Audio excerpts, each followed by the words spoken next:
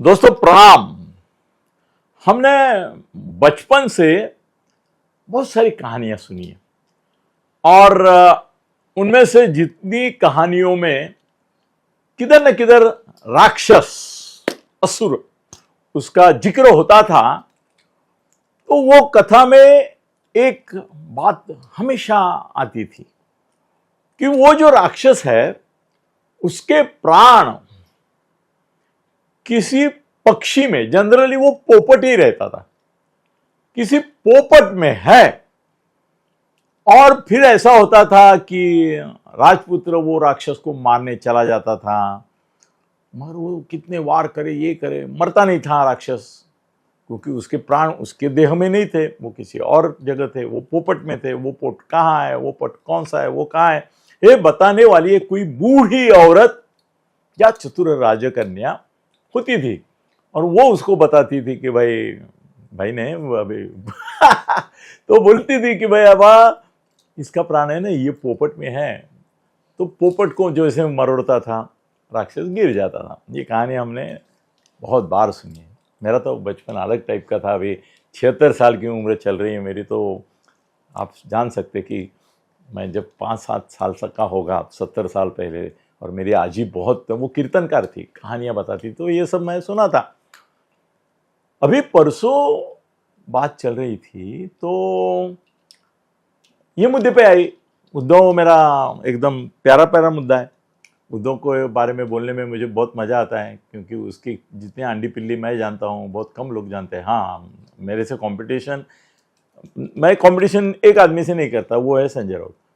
संजय राउत को जितने गुपित, जितने सीक्रेट्स मालूम है ऐसे उद्धव के, मेरा नंबर तीसरा लगेगा क्या? हाँ, तीसरा लगेगा। अब बोलेंगे दूसरा कौन है? संजय के पास समझो सीक्रेट्स है, वो नंबर 1 हो गया। एकनाथ जी शिंदे कौन है? हमारे अभी उप मुख्यमंत्री एकनाथ जी शिंदे। उनके पास खजाना नहीं, अरे बाबा की गुहा है ये उद्धव के लफड़ों की।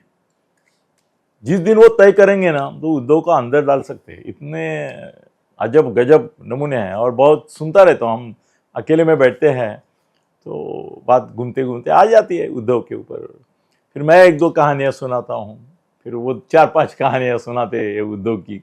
संजय के साथ भी गप्पा शेयर करते, तो कहानियां तो हम एक दूसरे को सुनाते हैं, मगर कैसे है ना कि उद्धव नामक जो एक व्यक्ति है, अभी शक्ति तो है नहीं है, व्यक्ति है अभी। तो वो व्यक्ति अगर राक्षस माना जाए तो उसके प्राण किसमें है? कहां पे मर्माघात अगर उसके विरोधी लोग करते हैं? उसके विरोधी कौन है? आप तुरंत बोलेंगे कि भाई देवेंद्र फडणवीस है। आपको कुछ मालूम नहीं है, फिर कुछ भी क्या यार, क्यों देवेंद्र फडणवीस को आप उद्धव का सबसे बड़ा दुश्मन मानते हैं? वो दुश्मन है ही नहीं।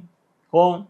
देवेंद्र फडणवीस। मेरे से सुनो यार, सुनो, विश्वास करो, नहीं है।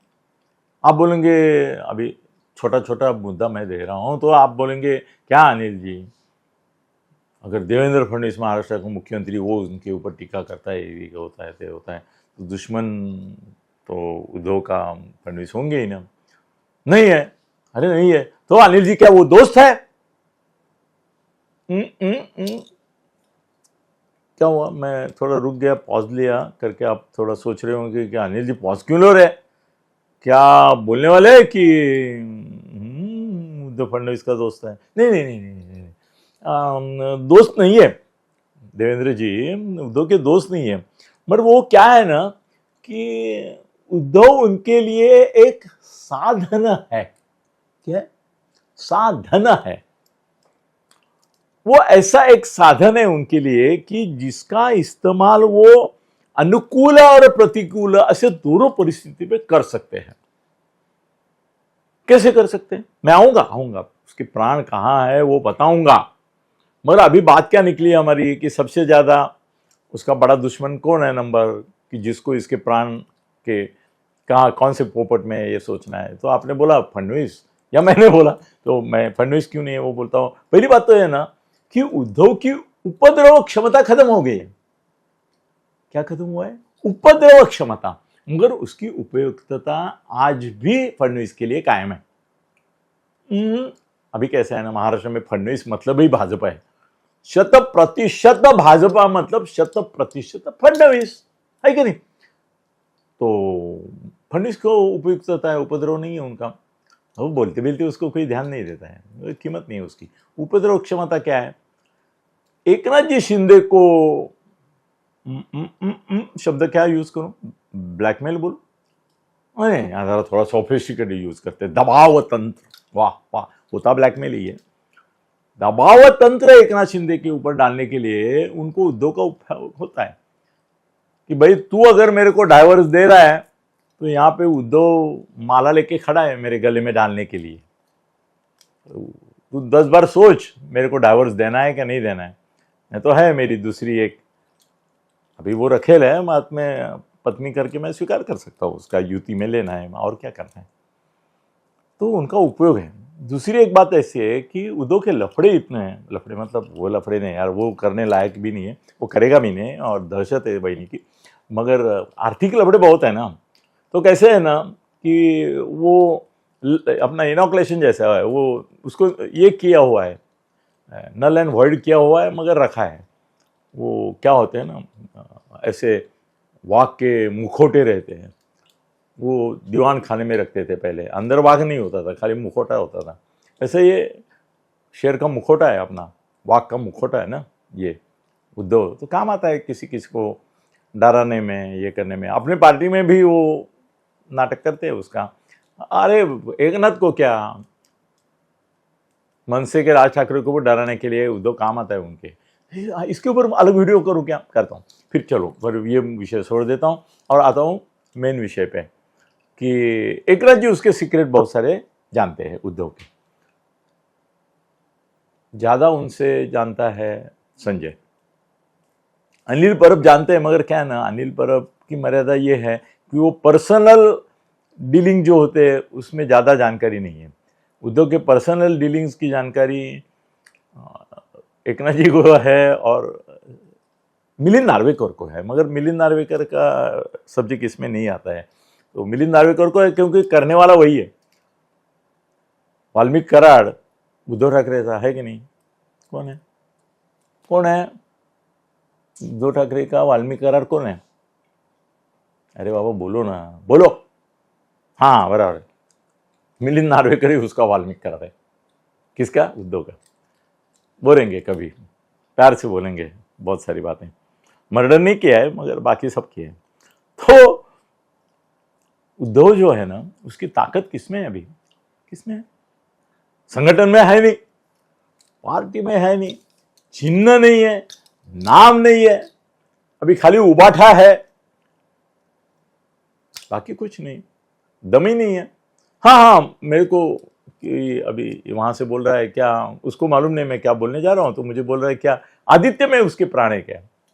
नहीं बाबा नहीं नहीं नहीं, आदित्य नहीं, आदित्य नहीं, आदित्य नहीं, आदित्य की और अलग भूमिका है, प्राणबीन है। तो किसमें है? चलो बता ही देते, इतना लंबा ये क्यों करो। उसके प्राण संजय राउत में है। संजय राउत की बोलती जिस दिन वो बंद करेगा, उद्धव ठाकरे मूक हो जाएगा, मूक। उसके लिए वो जो बोलेगा, अरे आज भी उद्धव के भाषण वो स्फूर्त करता है क्या? नहीं ना। अब ये सीक्रेट नहीं रहा है करके मैं बोल सकता हूं, नहीं तो मुझे आप भी गुस्सा करते थे कि मोदी साहब जो हैं वो भाषण करते हैं, अलग अलग भाषा में बोलते हैं, इतने कोटेशन देते हैं। आपको मालूम है कि नहीं, उनका जो डायस है उसके दोनों ओर वो क्या बोलता रे, क्या बोलता त्याला ते वाचतात, टेलीप्रॉम्प्टर, अदृश्य टेलीप्रॉम्प्टर है जो उनको दिखते हैं। वो बोलते बोलते एक बार इधर देखेंगे, एक बार इधर देखेंगे, लोगों को लगता है मेरी ओर देख रहे हैं, वो टेलीप्रॉम्प्टर पे उनका भाषण चलता होता है, बाहर से नहीं पता चल रहा है।